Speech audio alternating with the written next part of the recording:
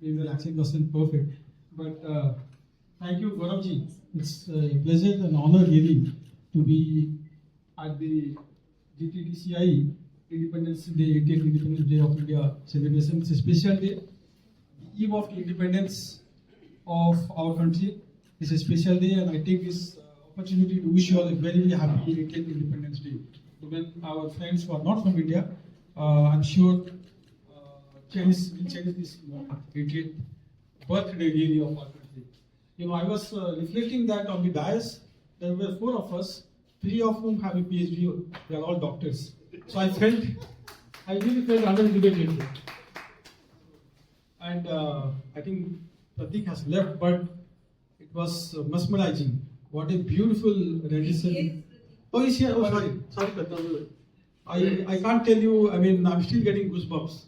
So God bless you, Pratik, for.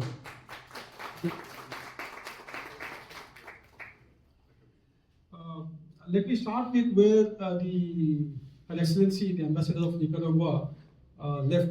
She said that the India story is a powerful story of resilience. I couldn't agree more with her. In fact, the India story matters to the world.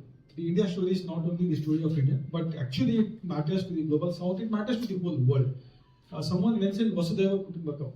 Vasudhaiva Kutumbakam comes from chapter 6, verse 72 of Maha Upanishad, one of our most sacred text, not only of Hindu religion, but of this land of Bharat, which has a civilization, documented civilization of at least 5,000 years old. So from the philosophy of Vasudhaiva Kutumbakam to the world of today, the India of today, it has been a continuous saga of actually partnering with the world. India has never tried to be isolationist. In fact, this is the land that gave refuge to people of all faith. In fact, not many people would know that the second oldest church in the world is in India. The Jews, when they were persecuted way back in 2000 years ago across the world, they found shelter here and have been living peacefully since then. One of the oldest mosques, masjid in the world is in Kerala. You know, His Holiness the Dalai Lama has been living with almost 100,000 of his followers in India. When he left China, he left his land Tibet in 1959. So, I could go on and on. But I really think that, India has moved from, India has always followed this path of partnership, whether pre-independence or post-independence. And, I always believe that when I said that India's rise or India's growth or India's story matters to the world, what did I exactly mean? I'll just give a couple of statistics. Let me talk about demography. We are the youngest population on earth. We are the most youthful nation on earth. 2/3 of India's population is under 35. That itself is 1 billion people. So 1 billion Indians are under 35. Just imagine what a great source of human resource that is to the world. Dr. Singh was talking about caregivers, nurses. Today when the advanced societies are an aging society, Germany, the median age of Germany is 48. Our median age is 48 or 47. Our median age is 28. Median age of Japan is 49. So, when we talk of India being a partner to the world, just imagine what a rich source. It's a global common. Indian youth, Indian talent, Indian human resources is a global common. It's not only for India, it's for the world. Democracy. We are the oldest democracy on the planet. We are the largest democracy on the planet. Last election, in the 2024 elections, 970 million voters registered to vote, of which almost 700 million voters actually exercised their franchise. 700 million people voted to choose their government. Imagine 700 million. When I talk of these numbers, when I give these numbers to my European and American friends, they can't even comprehend this the scale of the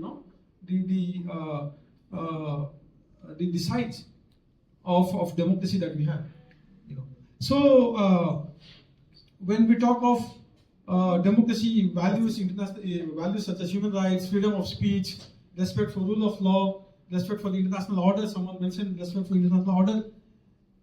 These are values which we have cherished for centuries, for millennia actually. The third thing I would like to talk about is digitization. So democracy, demography, and digitization. I think someone mentioned about digitization, digital India. Everyone, I'm sure everyone in this room has used UPI. UPI stands for those who are not familiar with UPI. It stands for Unified Payment Interface. It's a real-time digital transaction where you don't need any, just using UPI payment gateway, you can transfer money real time. You know how many transactions we do on a daily basis in India? How many UPI transactions? 700 million on a daily basis. 700 million on a daily basis. In a single month, there are at least 20 billion UPI transactions in India. In the year 2025, there were more than 200 billion UPI transactions. These are numbers, I'm not talking of the amount. These are numbers of transactions.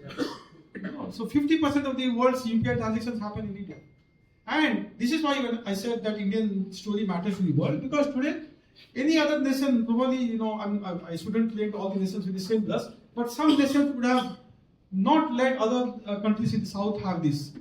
Indian Prime Minister said, our Prime Minister said that no, Indian UPI is not for India alone. It's for the whole world. Today, 27 countries are using Indian UPI. Most of them in global south, but countries as advanced countries like France and UAE are also using UPI.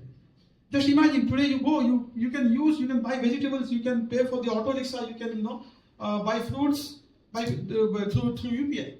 This is the level of democratization of digital India that has happened, and this is for the world. So in the paucity of time, I'll stop with that. But I really thank Gauravji for hosting this.